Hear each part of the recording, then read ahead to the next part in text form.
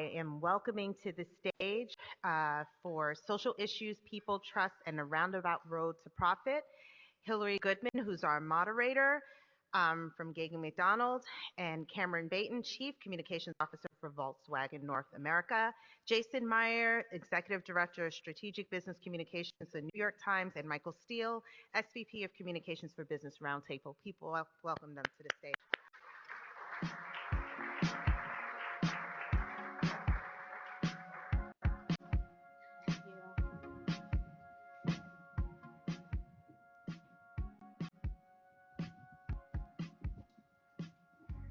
Gentlemen, welcome. Thank you. All right, well, we're going to get right into it. We'll do about 30 minutes of Q&A, and then we'll open it up for questions from the audience. So get those questions ready. First question. A company's purpose or their mission can be an important touchstone when you consider whether or not you're going to respond. Talk to me a little bit about what else it is that you consider. What are the other factors when you're deciding whether or not you're going to speak out on something? Maybe Jason, will you start? Yeah. Sure. Okay, mic is working. So I would say, in addition to the mission, which of course needs to be super clear and the company bought into that, on the communication side, it's really important to have a set of guiding principles that will dictate how you think about these types of things, how you make decisions about things in a really coherent way and in a way that you can stand behind. They track into the mission, but it should be much more informative for every leader at the company to be able to understand the decision-making process and what's going to, be that yes or no, what's gonna dictate the nuance that you're gonna use if you choose to respond to things. And then on top of that, of course, there's a sense of needing to really understand both the internal expectations of the employee base and understanding that that's not going to be a monolith type of thing. That's not going to be just like a central idea that employees have. You have to really dig into that and understand how your employees think about these things as well. And then understand the outside environment. And that's from understanding like the totality of the issue, but also what your clients, customers, other stakeholders, how they fit into this as well. Mm-hmm. So there's a lot of factors, I think, but I think probably the bigger thing is having those guiding principles to really inform how you're going to make those decisions. Thank you. Michael. Yeah, I mean, we've done a lot of work about this. The Business Roundtable is a 50-year-old association of CEOs of America's leading corporations. We've periodically issued statements on the purpose of a corporation. And in the 90s, we issued one that was very Milton Friedman-esque, very Wall Street Journal editorial board. Corporations exist to provide profit to shareholders. Period, full stop, that's it. And a couple of years ago, we elected as our chair, Jay Diamond of JP Morgan, fairly dynamic and thoughtful individual. And he started walking around with this statement and saying, this isn't how I run my business. I don't think it's how you run your businesses. So let's have a conversation about a broader definition of the purpose of a corporation. And that resulted in an updated statement in 2019 where we argue that a corporation's responsibility to its shareholders, certainly, but also to other stakeholders, its employees, its customers, and the communities in which they operate. And so that's our touchstone when it comes to both deciding how to weigh in on these issues and how to advise our member companies on those. Thank you. Cameron. Hillary, good to see you. My name's Cameron Batten. I work for Volkswagen, and I have two sides to my role. One is the Volkswagen Group, which is the largest holding company for automotive, or one of, and it includes Porsche, Audi, Volkswagen. So you think of big German bellwether for the economy, that's one side. And then the other side is Volkswagen brand. So that's how we speak to the masses. You're providing us Porsches for doing this, right? That's right. So a little left of center, if you can imagine, how we speak to the masses. It's our core volume brand. And so one of the things that my team has to do is, because we're integrated and blended, they have to think, number one, who am I speaking on behalf of? Am I speaking on behalf of the big corporation out of Germany, and we are playing a more embassy role in North America, or am I speaking on behalf of the brand? And so, it's interesting. I would say for us, because of our past, whether that's far back, post-World War II, whether that's more recent, you know, in 2015 with diesel, even right before I started with the company, you know, we were moving into EVs. The company wanted to change its name to something called Volkswagen, and it was a big PR debacle, and it was a burning platform that they desperately needed help, and that's why I joined the company. But the past, you know, and the credibility of the company at different stages it plays a big role. Yeah. So talk to me a little bit about, I gather, like with many organizations, that there's oftentimes conflicting viewpoints between what the CEO wants to say and what should be said on behalf of the company. Those aren't always aligned. So can you talk a little bit about how do you manage that? And any, you know, anything that's worked that, you know, the folks in the room could benefit from. Sure. You want, whoever Yeah, wants to go. Go ahead. I will say that we've joked so much that like my CEO does not have opinions about things. At the New York Times, we are not putting opinions out there, especially in those ways, unless it's about our employees. But there's something to be said for the role of communications, especially in informing your CEO, your broader leadership team. I think obviously that group of individuals has to really understand the nuance of a lot of these social issues or whatever you want to call them. But there's this ever evolving set of things in the cultural zeitgeist that people care about, especially your employees. And so your leadership team, your board needs to be very conversant in these things. And then I think you work as a team to form what the company position is. Ideally, your CEO tracks back into that. Sometimes that will not always be the case, but I think you have to first start with like where the company needs to stand on these things, if the company stands for that, if at all. And then your CEO should track into. And then, of course, most CEOs have a history. They have a public image. They've been somewhere before where they've probably said something. So that's the other part of the communications challenge and how you need to reshape or reframe their podium on that, per se. And that just comes with, you know, actually getting out there, doing the block and tackle, and helping your leadership to really reposition themselves. I mean, this has been a very challenging issue for us over the past 2 years, with a specific instance that our chair at the moment is Mary Barra of GM. As we've debated the Build Back Better initiative, what eventually became the Inflation Reduction Act, she, in her role at GM, has been strongly supportive of that effort because of the well, for a variety of reasons, but including the energy incentives to complete the transition in the auto industry. Business Roundtable, taking a broader view of the economy, has supported those initiatives, but also decided on balance that the tax increases of the package outweigh the good. And so the organization, the Business Roundtable, opposed legislation that was strongly supported by our chair, and we always had to be, and the White House, I think, was really helpful in this, 100% clear. Mary, in her role at GM, is here at the White House advocating for this bill, whereas the Business Roundtable remains opposed and is putting pretty substantial advocacy and resources into trying to defeat or reshape it. So I work with the regional equivalent, you know, of Mary Barr and Volkswagen. His name is Pablo de C. He's my second CEO in 2 years. Very dynamic culture, and he comes from South America, very vocal. And so I'm the rational side, and he's more of the emotional side, and that works. We have healthy debates. We understand between the two, like how far we can push one another. His propensity is going to be to speak out. And so I always have to be prepared for that no matter what the issue is. And then is there a retort or defense already prepared? And I think that's really helped us. I think I help keep him in check on, does it advance our business interest and our turnaround narrative, particularly in North America.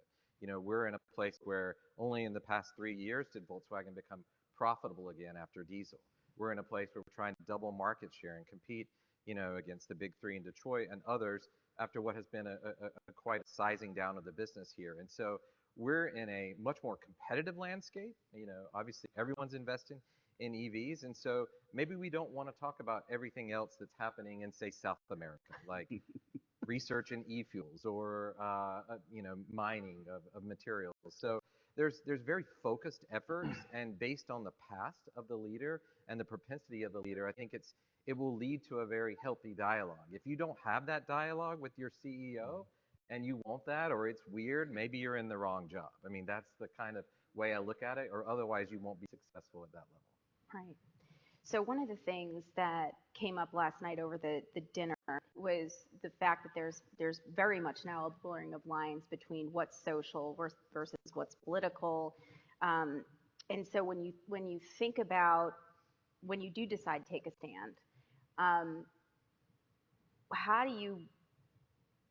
do you go about doing that in a way that you're avoiding that proverbial landmine, where you're either too polarizing, you're too partisan? How do you manage that?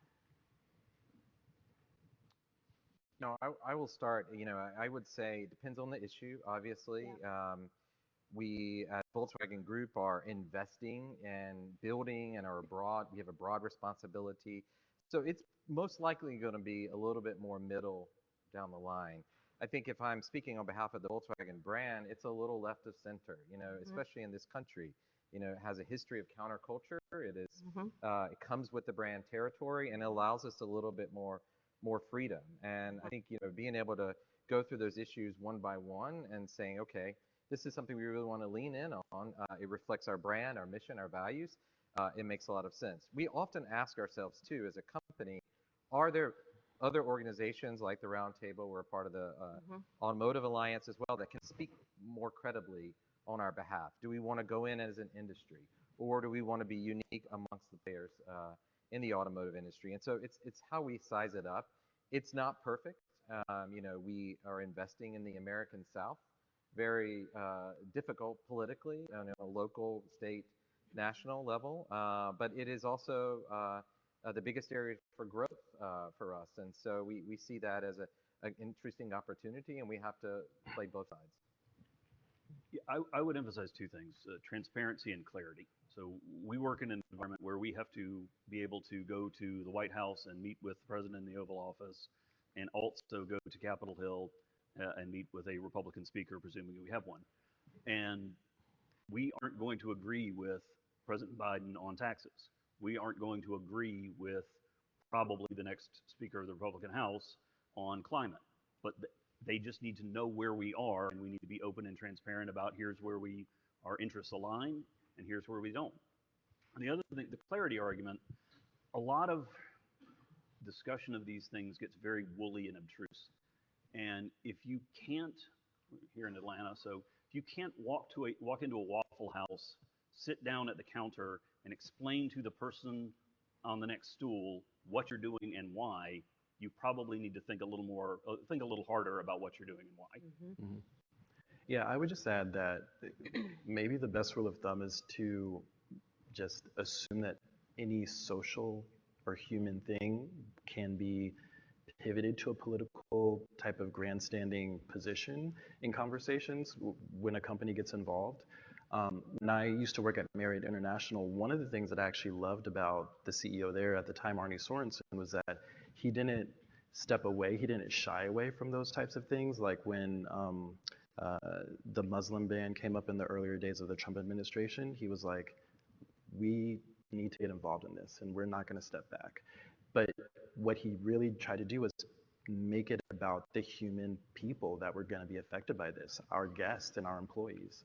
So there is a way that I think that you can work to, you'll never control the narrative, so they say, but you can work to put your own parameters around how you as the organization, as the leader, will talk about it. And then I would also say that in these times where it gets politically muddy, coalitions matter. Like, know your role. If your role is to be out here as a funder or as a convener, that's one thing, but you can always have partners that are more involved in the political side and back you in your position, but are also there to have those more politically driven conversations. Mm-hmm. So You all represent or have worked for global companies. So when you think about taking that global stance, how do you manage doing that, but in a way that acknowledges the many local nuances that I'm sure exist as you think about making that decision? I can start. I would always say I'm a big believer or a big prefer of the hub and spoke model when you're working on something that's global. Obviously, you have to have a central nervous system of strategy and development of a plan and messaging and things like that.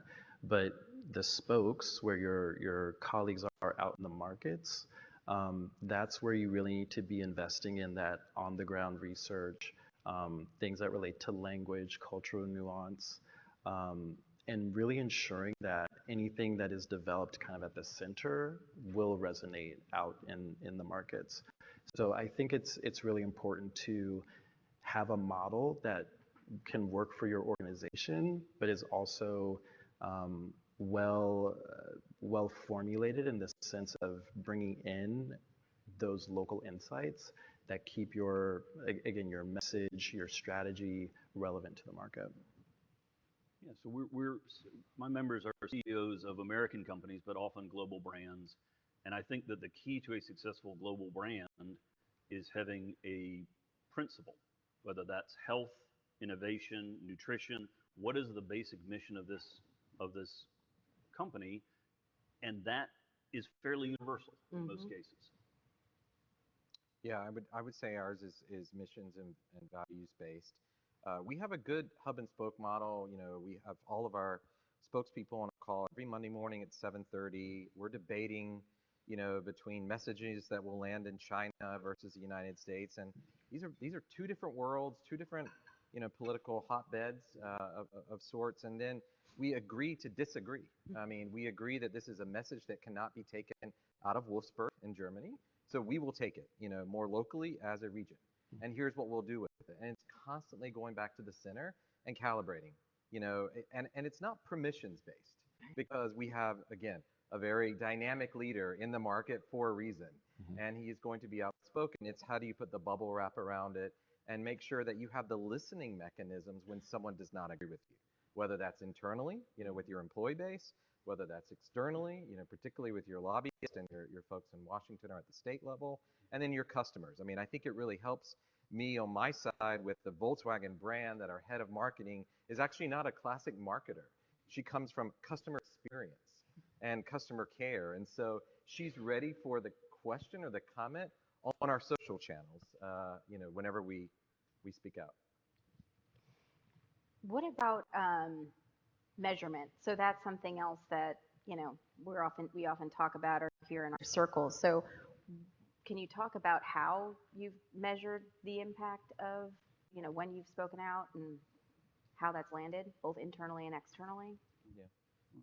I mean, a few things. I mean, we look at kind of engagements and on social, you know, more broadly, whether it's brand, whether it's individual. You know, I think LinkedIn has a phenomenal, you know, data set behind the scenes, and we can look at engagements per topic from our CEO. I mean, our CEO has like 85,000 people who follow him on LinkedIn. So it gives us a good data set to gauge whether or not a broad set of stakeholders care about a particular issue and are engaging accordingly. But then we invest in all the, you know, methodical research, Harris Poll, Morning Consult. We calibrate amongst opinion elites. And then at the end of the day, it's also just reaching out to us within the organization based on the various stakeholders that we have.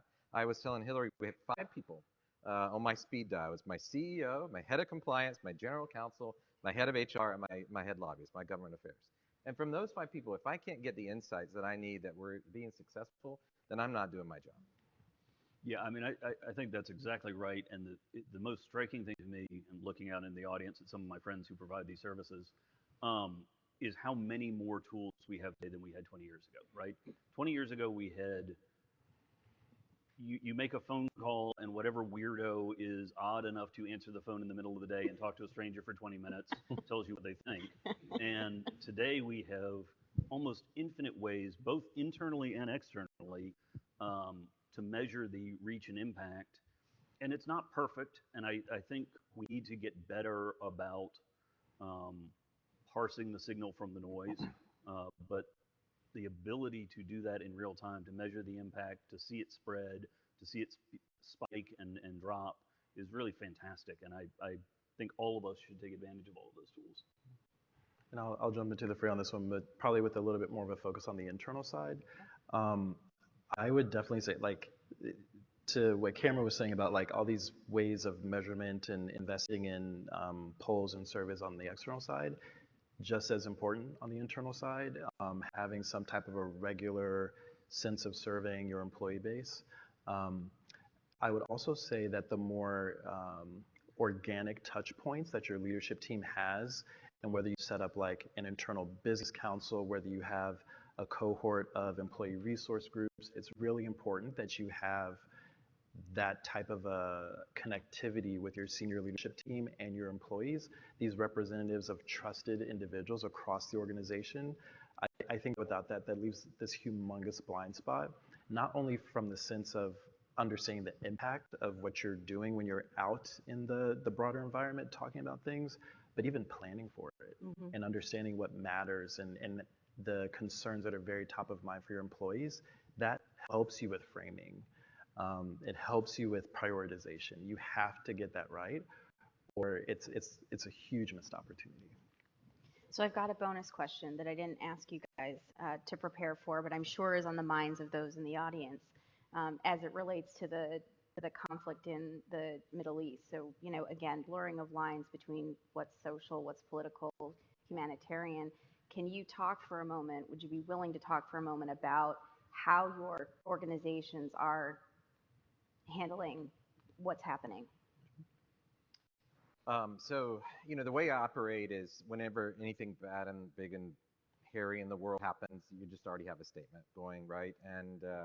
And so when I saw that, I knew immediately we would probably speak. And it's getting the language right on that one, and also aligning with global and how far we're going to go. And then making sure that the listening mechanisms are ready for the debate, particularly internally with our employee base, and making sure they felt heard.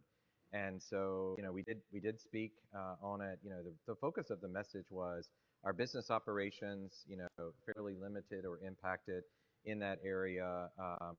We don't agree with terrorism or hate or extremism to try to advance interest, and our people are safe.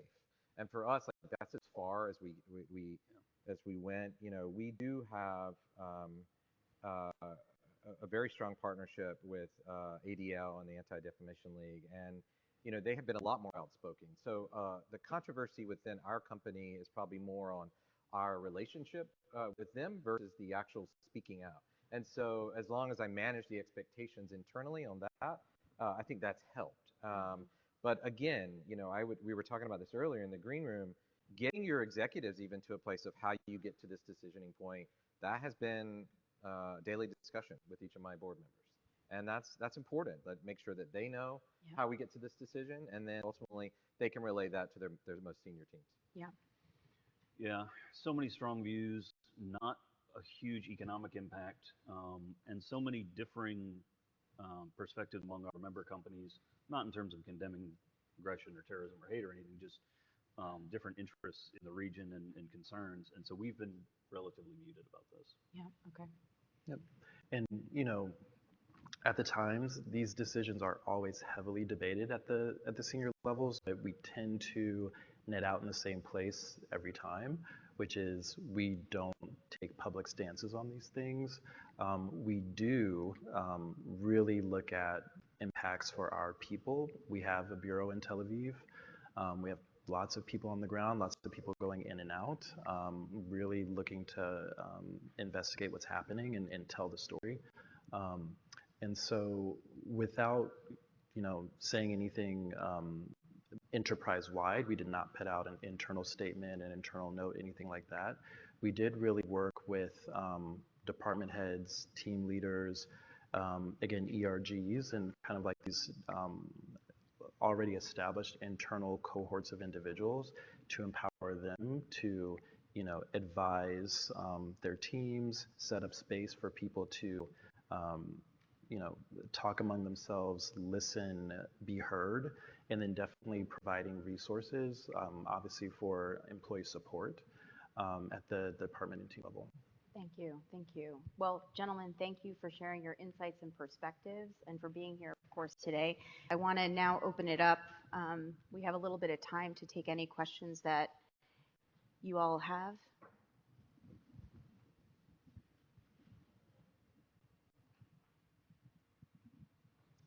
Hi, Laura Paredes, U.S. Steel. It's so important, Cameron, as you said, to get a lot of different opinions. You know, these 5 people you have on speed dial. Sometimes when it comes to drafting a public statement on a key social issue, you have to get a lot more than 5 opinions. And sometimes I've found that by the time you have 59 people review this statement, it's kind of a statement that I'm sitting back going, I don't even know what it says. And so I'd love to hear from you and from the others on the panel, like, how do you keep the freshness and the potency of what you want to say when it has to go through so many reviews? Yeah. We, amongst our board and our leadership team, we're constantly prepared for this, and we're always reminding ourselves values first, values based.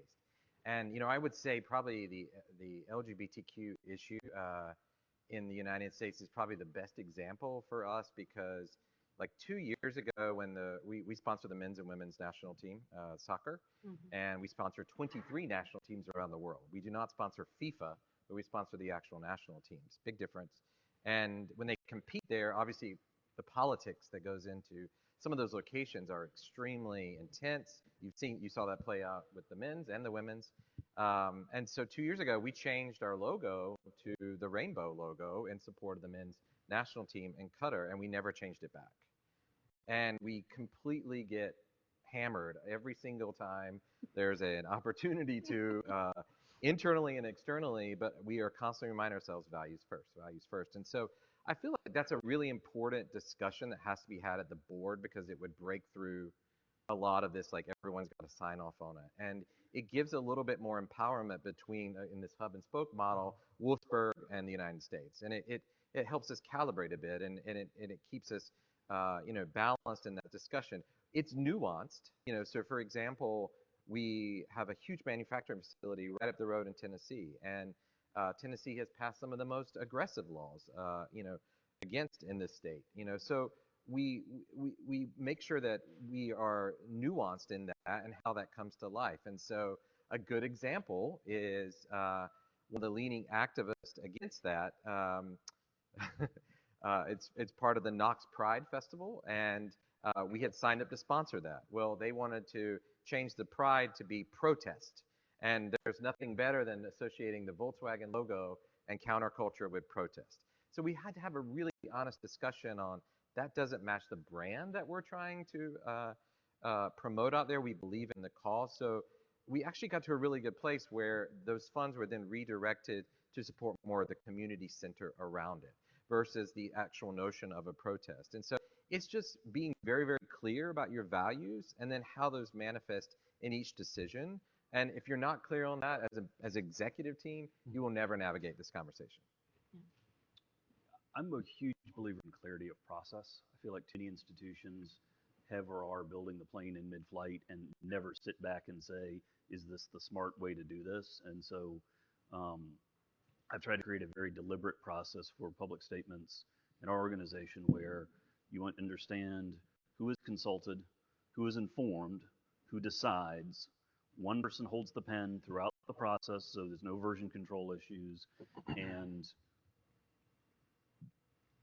there's a very small universe of people who can actually edit the text. This weird, complicated color-coded system of, like, if you want to make if you are making a substantive correction, it is offer it in red.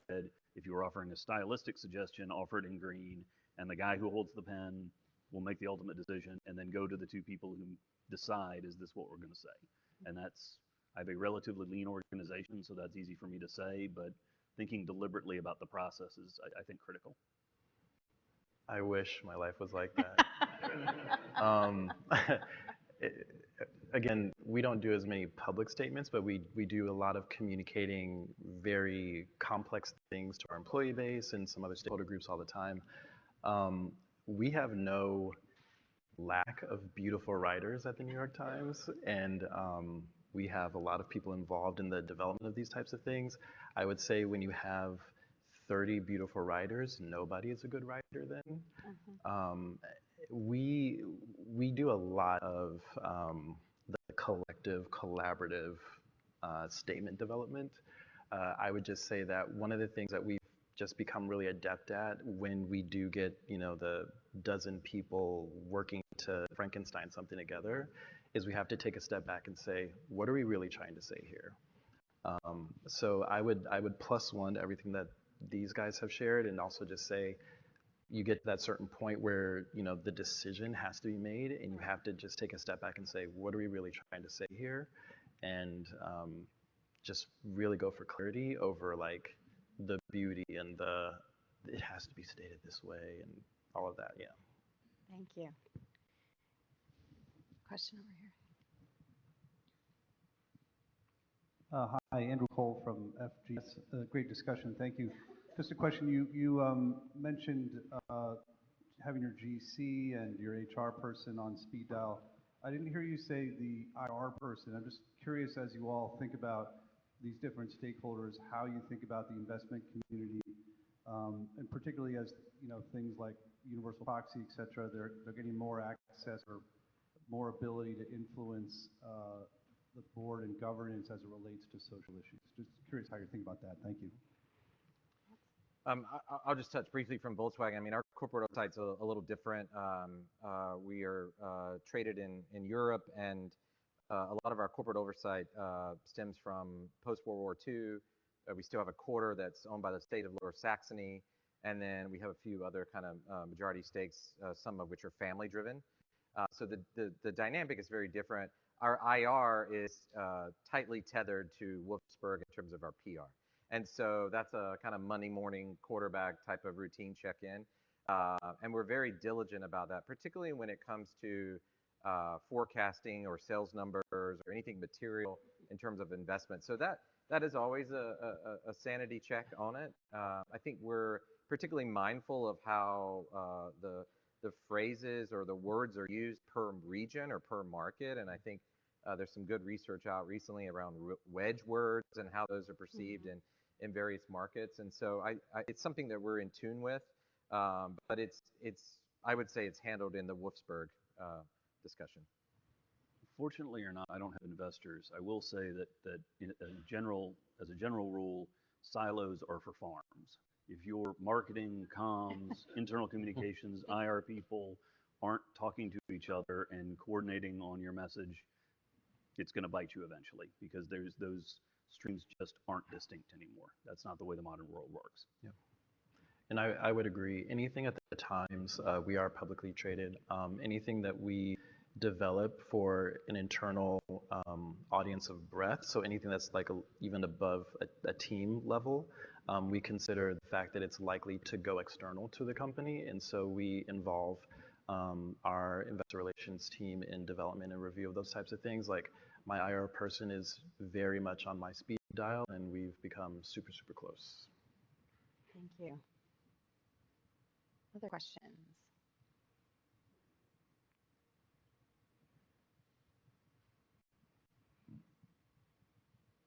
Hi, I'm Molly from the Clorox company. Thanks for the conversation. It was really good. We are in the process of looking at our social issue filters right now ahead of the election year and putting some more rigor around them, so it's been great. I know we talked a lot about our senior level executives weighing in on what we get involved with and what we don't.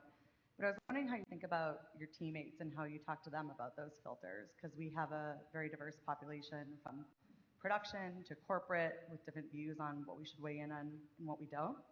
We always talk about our purpose, but there's always people, well, why do we speak up on this and that? So it's a hard thing to talk to all teammates about what we do and what we don't do. Yeah, I can start. We are very, what I would call, intentional about engaging our employee base. When we think about the Times, I tend to think about it as a lot of subcultures that are, mashed together. There's nothing like that newsroom that I've ever seen on this earth. There's nothing like our engineering team, and then we have you know, a separate engineering team for some of our other products like Wirecutter, The Athletic.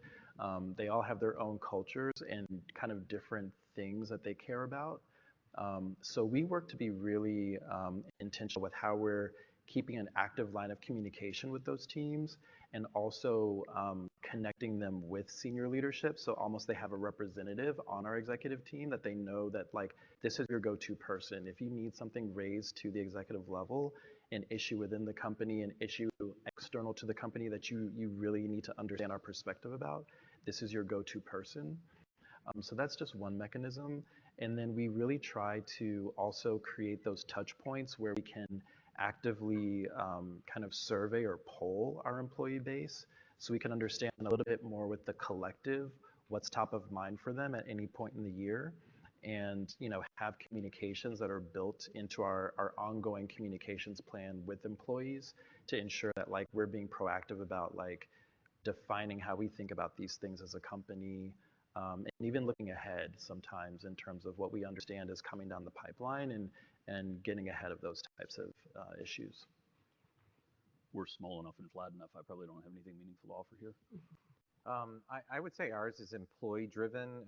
You know, we have very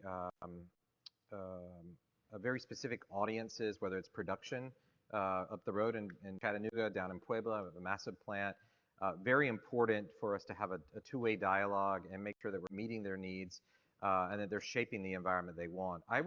It's interesting because publicly, like, we're speaking about a lot of things. In fact, my team jokes, like, we serve it up, you know, oftentimes, like, to media, it's our fault. But I feel like that's the expectation for a CEO, is to be there and vocal and active, but internally, it's really driven by what the employees want to talk about. You know, what do they want us to click down on? And oftentimes it's, you know, do I feel safe at work? Am I allowed, what days do I need to come into the office? You know, how are we thinking about remote moving forward? What about our cost base? You know, strategically, are we investing in the right things? Are we moving fast enough, you know, versus our peer set? So it's actually driven much more from our employees in terms of topics. We poll those well in advance. We go deeper on those in our town halls, and those end up dominating our conversations, versus what I would see as more kind of an optical, like, price of entry, where you have to have a point of view about every single topic that's shaping the business world. And I feel like that's kind of the CEO's unique role, but then the employees really bring them into the conversations that matter to them. And I think that varies, whether I'm at a production facility up the road in Chattanooga, or I'm at an automotive cloud division in Silicon Valley, which is where our team is based there. It's a very technical discussion out there.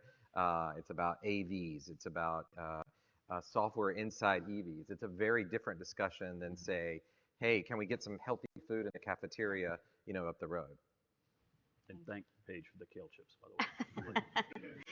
We probably have time for one more question.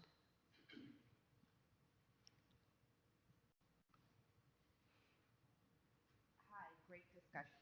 Thank you so much. Just one question. You mentioned ERGs or ARGs, and just being able to keep your finger on the pulse of what colleagues are feeling or employees are feeling. And another way that I've done it at prior company is also Yammer. It's amazing. It's not anonymous, but at that point, associates just share anything. Is there any other way that you're keeping your finger on the pulse? I mean, we're going into a heavily political year. Just what's on the employee's mind?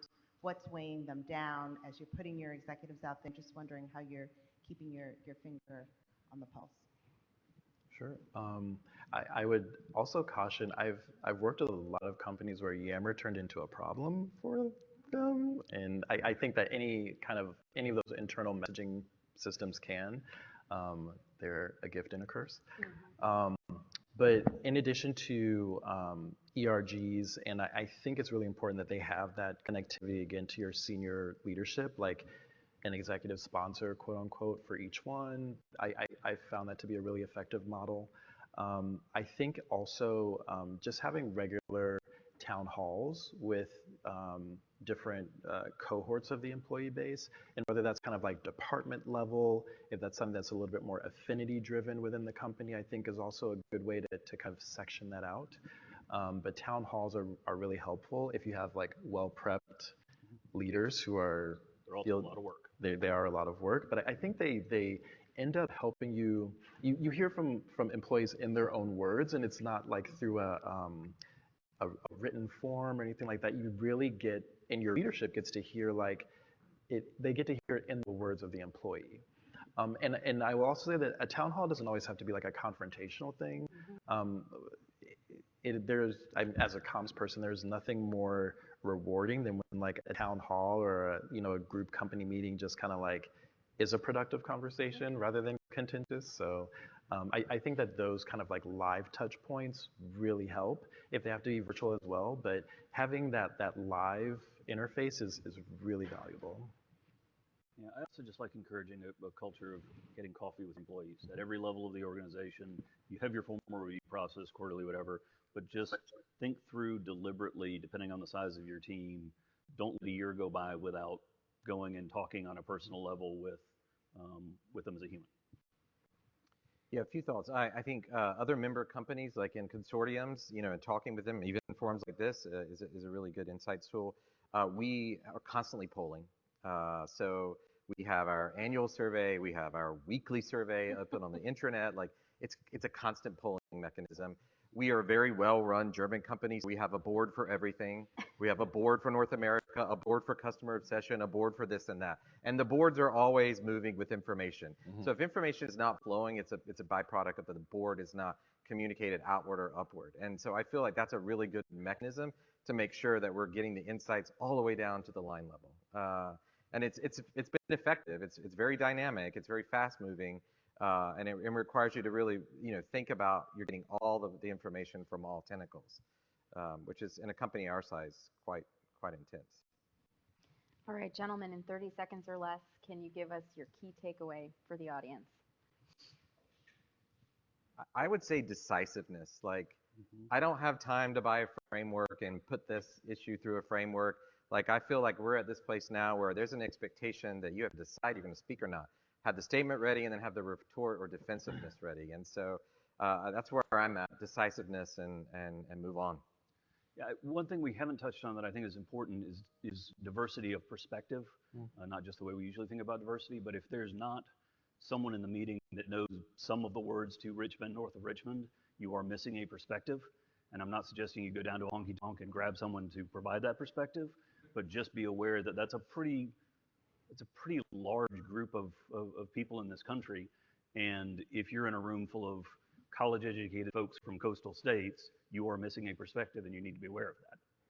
Thank you. Yep, and thinking about this in like a human analogy, don't be that friend like who has a stance on every issue and they're so shallow and it turns out to be performative because they want to be at the party, they want to have a voice. Be focused. Be that friend that knows their history, knows their background, knows what they stand for, knows how they want to talk about an issue, and that person that like you just get inspired by listening to them and their depth of knowledge on this. They understand who the key players are. They listen to those key players, and then they try to figure out what's the right way for me to support this cause, or what's the right way for me to try to influence this issue. Like, be that friend in the conversation instead of the, super shallow, I'm just here because I need to say something. Right. Well, thank you guys. Appreciate it very much. Elliot, I think we're turning it over to you. Thanks, everyone.